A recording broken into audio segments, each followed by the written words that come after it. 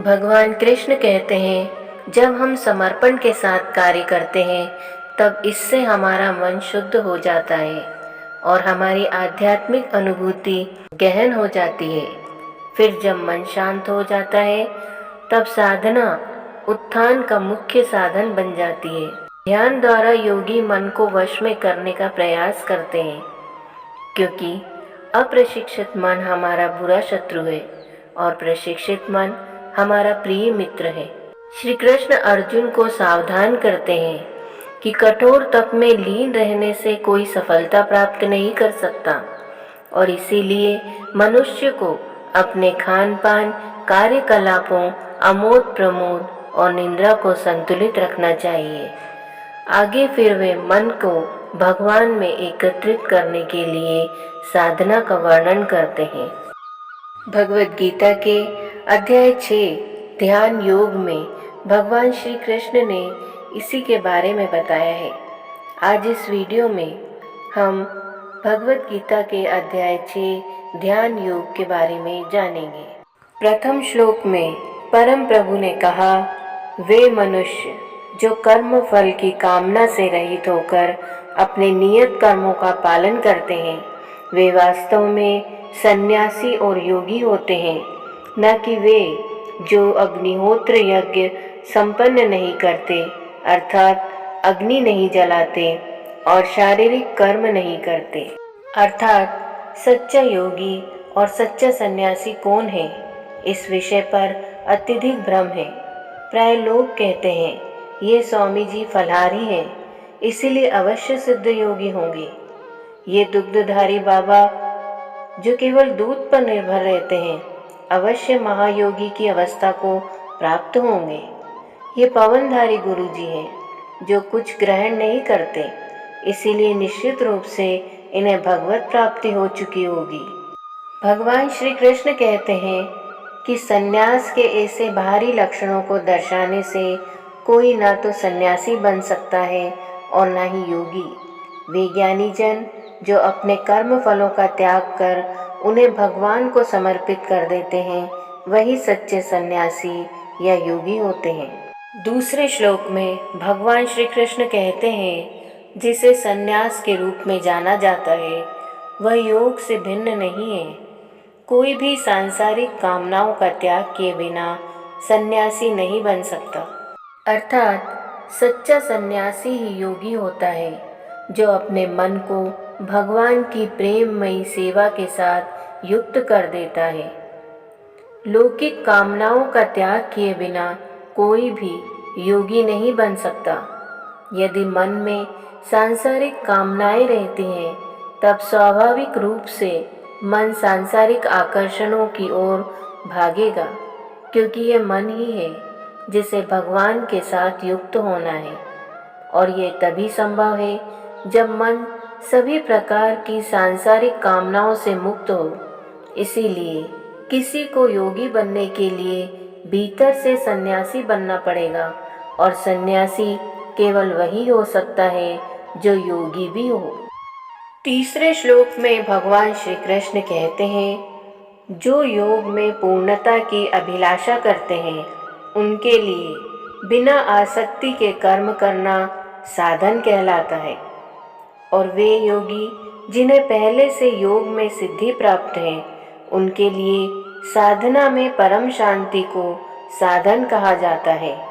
इसका तात्पर्य यह है कि योग सीढ़ी के समान है, जिस पर चढ़कर हम भगवान तक पहुँचते हैं। सीढ़ी के नीचे के पायों पर लौकिक विषयों में तल्लीन चेतना के साथ आत्मा सांसारिकता में जकड़ जाती है। योग रूपी सीढ़ी आत्मा को इस स्तर से उस स्तर तक ले जाती है जहाँ चेतना दिव्यता में तल्लीन होती है। सीढ़ी के विभिन्न पायों के अलग अलग नाम हैं, लेकिन सबके लिए योग एक सामान्य शब्द है। योग आरूढ़क्षो वे साधक हैं जो भगवान में एकाकार होने की अभिलाषा करते हैं और सीढ़ी पर चढ़ना प्रारंभ करते हैं। योग आरूढ़स्य वे साधक हैं जो इस सीढ़ी के सबसे ऊपर के पाए पर पहुंच चुके हैं। चौथे श्लोक में भगवान श्री कृष्ण कहते हैं, जब कोई मनुष्य न तो इंद्रिय विषयों में और न ही कर्मों के अनुपालन में आसक्त होता है और कर्म फलों की सभी इच्छाओं का त्याग करने के कारण ऐसे मनुष्य को योग मार्ग में आरूढ़ कहा जाता है। अर्थात जब मन भगवान में अनुरक्त हो जाता है तब यह स्वाभाविक रूप से स्वतः संसार से विरक्त हो जाता है। इस प्रकार से किसी के मन की दशा का मूल्यांकन करने के सरल मापदंड का निर्धारण यह निरीक्षण करके किया जा सकता है कि क्या मन सभी प्रकार की लौकिक कामनाओं के चिंतन से मुक्त हो गया है। वही व्यक्ति संसार से विरक्त समझा जाता है जो न तो इंद्रिय विषयों के सुखों की लालसा करता है और न ही उन्हें पाने के लिए कर्म करता है।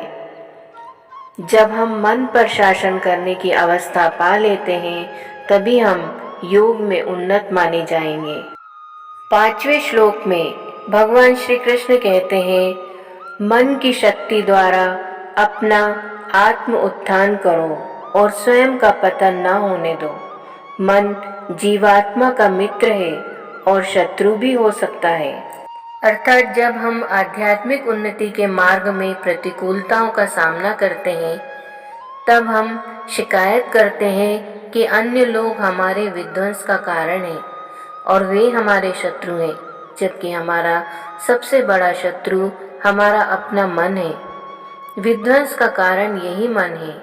मन हमारी पूर्णता की अभिलाषा को निष्फल कर देता है।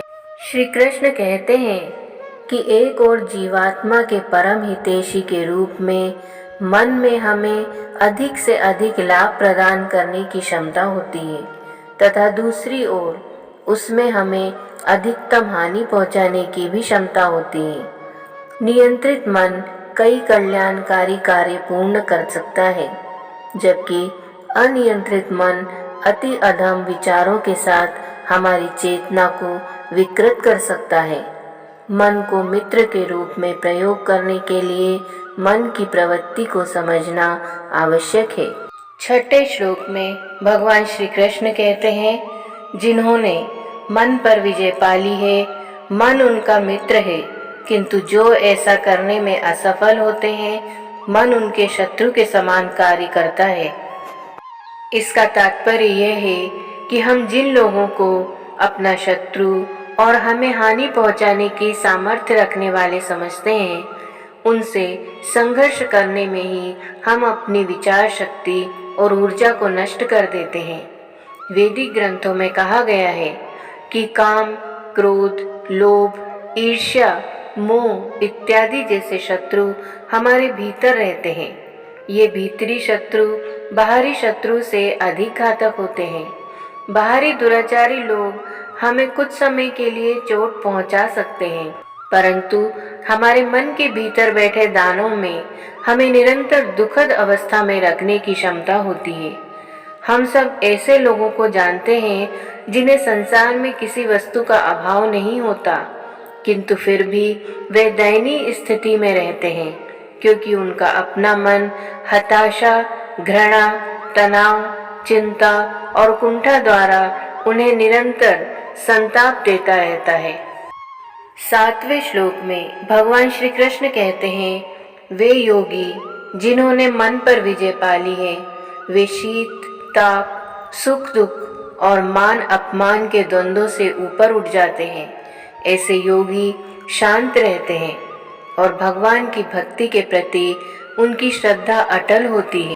अर्थात जो योगी मन पर विजय पा लेता है ऐसे सिद्ध योगी ताप और शीत तथा सुख और दुख आदि की देवताओं से परे रहते हैं। मन दो क्षेत्र में लीन रहता है, एक माया का क्षेत्र और दूसरा भगवान का क्षेत्र।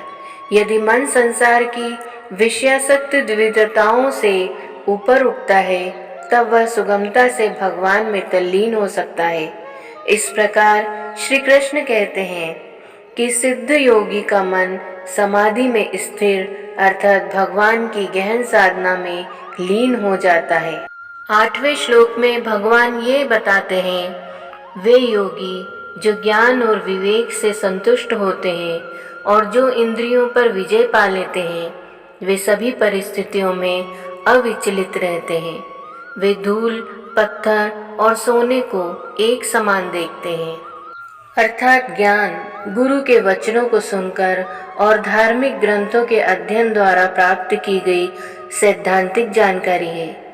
विज्ञान उस ज्ञान की अनुभूति है जो आंतरिक जागरण और चिंतन के रूप में हमारे भीतर निहित है। उन्नत योगी की बुद्धि ज्ञान और विज्ञान से प्रकाशित रहती है। विवेक संपन्न योगी सभी सांसारिक विषयों को भौतिक ऊर्जा के विकृत रूप में देखता है। सिद्ध योगी सभी पदार्थों का संबंध भगवान के साथ देखता है, क्योंकि भौतिक ऊर्जा का संबंध भगवान से होता है और सभी वस्तुएं उसकी सेवा के निमित्त होती है। जो इंद्रियों पर विजय प्राप्त कर लेता है, वे ना तो सुखद परिस्थितियों की इच्छा करते हैं और ना ही दुखद परिस्थितियों की उपेक्षा करते हैं। 9वें श्लोक में भगवान कहते हैं, योगी शुभ चिंतकों, मित्रों, शत्रुओं, पुण्य आत्माओं और पापियों को निष्पक्ष होकर समान भाव से देखते हैं। इस प्रकार जो योगी मित्र, सहयोगी, शत्रुओं को समदृष्टि से देखते हैं और शत्रुओं एवं सगे संबंधियों के प्रति तटस्थ रहते हैं तथा पुण्य आत्माओं और पापियों के बीच निष्पक्ष रहते हैं, वे मनुष्यों के मध्य विशिष्ट माने जाते हैं। अर्थात यह मनुष्य की प्रकृति है कि वह मित्रों और शत्रुओं के साथ अलग अलग व्यवहार करता है, किंतु सिद्ध योगी की प्रकृति भिन्न होती है। भगवत ज्ञान से संपन्न सिद्ध योगी समस्त सृष्टि को भगवान के साथ उसके एकत्व के रूप में देखते हैं। इस प्रकार से वे सभी प्राणियों को समदृष्टि से देखने में समर्थ होते हैं। सभी जीवित प्राणी दिव्य आत्माएं हैं और इसीलिए वे भगवान का अंश हैं, इसलिए उन्हें एक समान समझना चाहिए। आत्मावत सर्वभूतेषु यः पश्यति स पंडित, अर्थात सच्चा पंडित वही है जो सभी प्राणियों को आत्मा के रूप में देखता है और इसीलिए सबको अपने समान देखता है। 10वें श्लोक में भगवान श्री कृष्ण कहते हैं, योग की अवस्था प्राप्त करने के इच्छुक साधकों को चाहिए कि वे एकांत स्थान में रहें और मन एवं शरीर को नियंत्रित कर निरंतर भगवान के चिंतन में लीन रहें तथा समस्त कामनाओं और सुखों का संग्रह करने से मुक्त रहें। अर्थात योग की अवस्था प्राप्त मनुष्य की विशेषताओं का वर्णन करने के पश्चात अब श्री कृष्ण इसके लिए आवश्यक आत्म प्रयास के संबंध में चर्चा कर रहे हैं। किसी भी क्षेत्र में निपुणता के लिए दैनिक अभ्यास करना आवश्यक होता है, अतः आध्यात्मिकता में प्रवीणता पाने के लिए भी इसी प्रकार से अभ्यास करना आवश्यक है। श्री कृष्ण प्रतिदिन साधना के अभ्यास की अनुशंसा करते हुए आध्यात्मिकता में प्रवीणता प्राप्त करने की पूरी प्रक्रिया का वर्णन करते हैं। प्रथम चरण के लिए वे एकांत स्थान की अनिवार्यता का उल्लेख करते हैं। प्राय दिन भर हम सांसारिक वातावरण से घिरे रहते हैं। शारीरिक गतिविधियां, लोगों से संपर्क और वार्तालाप आदि सब मन को सहजता से और अधिक सांसारिक बना देते हैं। मन को भगवान की ओर सम्मुख करने के लिए हमें प्रतिदिन एकांत में साधना करने के लिए कुछ समय समर्पित करना चाहिए। 11वें श्लोक में भगवान कहते हैं, योगा अभ्यास के लिए स्वच्छ स्थान पर भूमि पर कुशा बिछाकर उसे मृगछाला से ढककर और उसके ऊपर वस्त्र बिछाना चाहिए। आसन बहुत ऊंचा या नीचा नहीं होना चाहिए। अगले श्लोक में भगवान बताते हैं, योगी को उस आसन पर दृढ़ता पूर्वक बैठकर मन को शुद्ध करने के लिए सभी प्रकार के विचारों तथा क्रियाओं को नियंत्रित कर मन को एक बिंदु पर स्थिर करते हुए साधना करनी चाहिए। उसे शरीर, गर्दन और सिर को सीधा रखते हुए और आंखों को हिलाए बिना नासिका के अग्रभाग पर दृष्टि स्थिर करनी चाहिए। अगले श्लोक में भगवान कहते हैं कि इस प्रकार शांत, भय रहित और अविचलित मन से ब्रह्मचर्य की प्रतिज्ञा में निष्ठ होकर उस प्रबुद्ध योगी को मन से मेरा चिंतन करना और केवल मुझे ही अपना परम लक्ष्य बनाना चाहिए।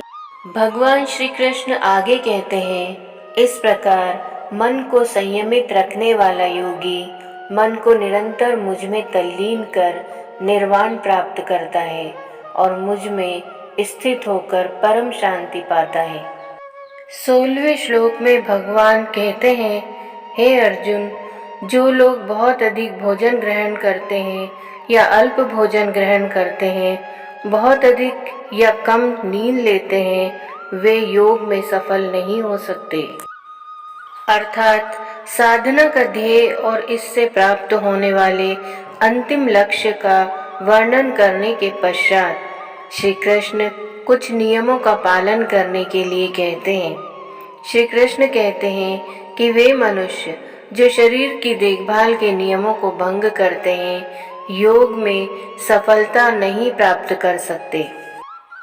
प्राय इस पद का अनुसरण करने वाले नव साधक अपने अधूरे ज्ञान के कारण कहते हैं, तुम आत्मा हो, न कि शरीर। इसलिए वे केवल आध्यात्मिक गतिविधियों में लिप्त हो जाते हैं और शरीर की देखभाल करना भूल जाते हैं। किंतु उनकी ऐसी धारणा उन्हें बहुत आगे तक नहीं ले जा सकती। यह सत्य है कि हम शरीर नहीं हैं, फिर भी हम जब तक जीवित रहते हैं, शरीर हमारा वाहक होता है और हमें इसका आभार व्यक्त कर इसकी देखभाल करनी चाहिए। अगले श्लोक में श्री कृष्ण कहते हैं, लेकिन जो आहार और अमोद प्रमोद को संयमित रखते हैं, कर्म को संतुलित रखते हैं और निद्रा पर नियंत्रण रखते हैं, वे योग का अभ्यास कर अपने दुखों को कम कर सकते हैं। आगे के श्लोक में भगवान श्री कृष्ण कहते हैं, पूर्ण रूप से अनुशासित होकर जो अपने मन को स्वार्थों एवं लालसाओं से हटाना सीख लेते हैं और इसे अपनी आत्मा के सर्वोत्कृष्ट लाभ में लगा देते हैं, ऐसे मनुष्यों को योग में स्थित कहा जा सकता है और वे सभी प्रकार की इंद्रिय लालसाओं से मुक्त होते हैं। 19वें श्लोक में भगवान श्री कृष्ण कहते हैं, जिस प्रकार वायु रहित स्थान में दीपक की ज्योति झिलमिलाहट नहीं करती, उसी प्रकार से संयमित मन वाला योगी आत्मचिंतन में स्थिर रहता है। श्री कृष्ण दीपक की ज्योति की उपमा देते हुए कहते हैं कि वायु वाले स्थान पर जिसकी ज्योति स्वाभाविक रूप से झिलमिलाहट करती है और जिसे स्थिर रखना असंभव होता है, जबकि वायु रहित स्थान में यह चित्र की भांति स्थिर रहती है। इसी प्रकार से मन भी स्वाभाविक रूप से चंचल होता है और इसे वश में करना कठिन होता है। किंतु जब किसी योगी का मन भगवान में वशीभूत होकर उसमें एकीकृत हो जाता है, तब वह कामनाओं की आंधी से बचने का आश्रय पा लेता है। ऐसा योगी भक्ति की शक्ति द्वारा मन को स्थिर एवं नियंत्रित करता है। 20वें श्लोक में भगवान श्री कृष्ण कहते हैं, जब मन भौतिक क्रियाओं से दूर हटकर योग के अभ्यास से स्थिर हो जाता है, तब योगी शुद्ध मन से आत्म तत्व को देख सकता है और आंतरिक आनंद में मगन हो सकता है। अर्थात साधना की प्रक्रिया को प्रस्तुत करने तथा इसमें सिद्धि की अवस्था का वर्णन करने के पश्चात श्री कृष्ण अब इसके प्रयासों के परिणामों से अवगत करा रहे हैं। जब मन शुद्ध हो जाता है, तब कोई भी मनुष्य आत्मा की शरीर से भिन्नता को जानने के योग्य हो सकता है। अध्याय 6 का आगे का भाग हम अगले वीडियो में सुनेंगे।